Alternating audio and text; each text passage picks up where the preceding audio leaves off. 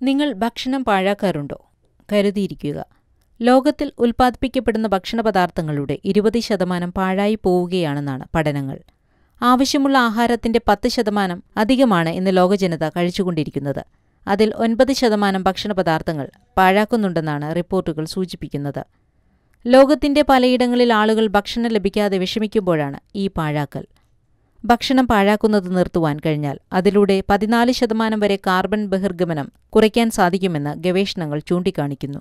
ഇത് ആഗോളതാപനം കുറയ്ക്കാനും സഹായിക്കും. ഭക്ഷണം പാഴാക്കുന്നത് ഒഴിവാക്കി ഏവർക്കും ഭക്ഷണം ലഭിക്കുന്നുണ്ടെന്ന് ഉറപ്പുവരുത്തണമെന്നും ഗവേഷണങ്ങൾ അനുശാസിക്കുന്നു.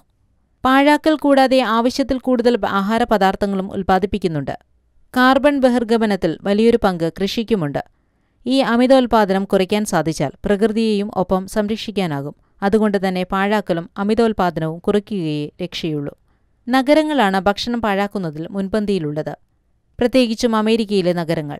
ഇന്ത്യ കണക്കിലെടുക്കുമ്പോൾ പട്ടിണിയുള്ള പ്രദേശങ്ങൾ നിരവധിയുണ്ടെങ്കിലും ഭക്ഷണം പാഴാക്കുന്ന ലോകത്തിലെ 50 നഗരങ്ങളിൽ മുംബൈയും ഡൽഹിയും ബംഗളൂരുവും ഉൾപ്പെട്ടിട്ടുണ്ട് എന്നതാണ് അത്ഭുതപ്പെടുത്തുന്ന കാര്യം.